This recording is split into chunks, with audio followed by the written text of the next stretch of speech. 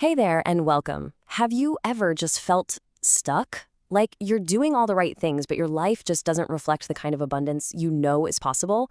Well, today, we're diving into a really powerful idea that your outer world is nothing more than a mirror of your inner mind.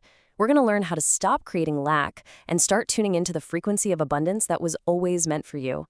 Let's get into it. So, let me ask you a question. Can you physically look in two different directions at the exact same time? Or see both sides of a coin at once? No way, right? It's impossible. Well, the principle we're exploring today says that trying to do this mentally and even spiritually is the real root cause of so much of our struggle. And you know, this isn't some new idea. Jesus laid this out for us thousands of years ago.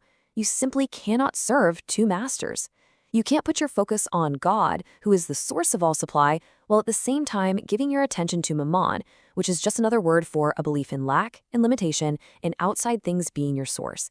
A divided mind can never, ever create a whole and prosperous life. So this is the choice we all face every single day.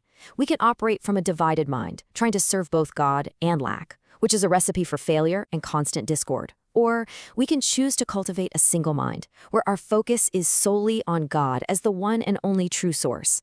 That single-minded focus, well, that's what fills our entire life with light and leads to real, genuine prosperity.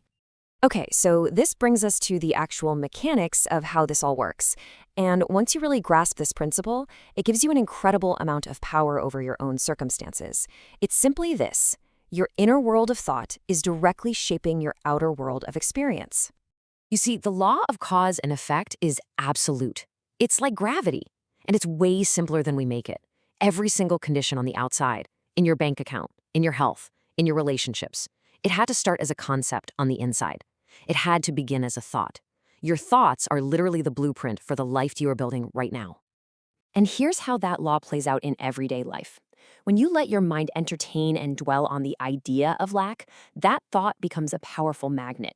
It doesn't just stay a thought. Oh no, it goes out and draws its physical twin right into your world, showing up as a lack of money, a lack of peace, a lack of health, you name it.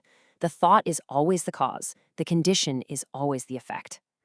This right here is the huge paradigm shift we're all invited to make. So many of us are taught to chase prosperity like it's something out there, the next job, a lucky break, some inheritance. But true, lasting prosperity isn't something you get. It's an inner state of being. It's a consciousness of abundance that you have to cultivate inside yourself first. So if prosperity is an inner state, how in the world do we cultivate it? Well, the key is in what we choose to tune out.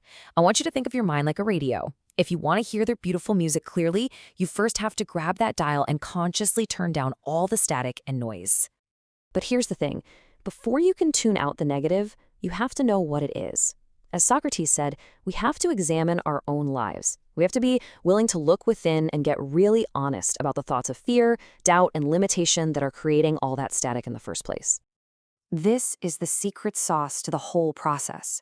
Your ability to tune in to all the good you want is in direct proportion to your commitment to tune out the bad. Now, this isn't about pretending a problem doesn't exist. It's an active, conscious process of withdrawing your mental energy from it. You have to be willing to sweep out the old, limiting thoughts to make room for new, expansive thoughts of abundance to finally take root. All right, enough theory. How do we actually do this in our real, busy lives? This next part gives us a clear, practical guide to start transforming our mindset, like right now. Let's do a quick mental check-in. If you were to honestly look at your life right now, you'd probably find that, hey, about 90% of things are going pretty well, but maybe there's this 10% that's really challenging. So my question is, why does that little 10% cause so much stress? It's because we fixate on it. We pour all our mental energy into what's wrong, completely ignoring the vast sea of abundance that's already in our lives. So here's our game plan to shift that focus. It's just 4 steps. First, you inventory the negative. Get all those limiting beliefs out on the table. Second, you appreciate. Make a huge list of your current blessings to build that feeling of gratitude. Third, you consciously, intentionally focus on the 90% that's already going right.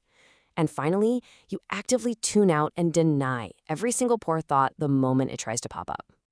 And here are two really tangible techniques you can use to make this happen. With vocal renunciation, you literally stand in front of a mirror and you speak every negative belief out of your system. You say it out loud and cast it out. Or you can try the lockbox method. Write that nagging thought down on paper, physically put it in a box, and mentally lock it away, severing your energetic tie to it. So as we bring this all together, we're going to move from the process of clearing out the negative to the powerful, faith-filled act of claiming the abundance that is already and has always been yours. This is so much more than just a comforting verse. It is a declaration of absolute spiritual truth. When you truly accept deep down in your heart that the Lord is your shepherd, your one, your only source, then the very state of wanting or lacking simply cannot exist in your consciousness. And if it's not in your consciousness, it can't be in your reality. And this just reinforces that incredible truth. All the resources, all the money, all the substance in the entire universe, it already belongs to God. And because you are his heir, it's all available to you. Your job isn't to create it or chase it down. Your job is simply to align your mind with the truth that it is already yours. I really want you to let this sink in. The problem is never external. The failure is never in your bank account or your business affairs. The only place lack can ever truly exist is in your consciousness. And that is the best news you could ever hear, because your consciousness is the one thing you have complete and total power to change. So I'll leave you with this final declaration to make your very own. Say it, believe it, and start living from this truth today.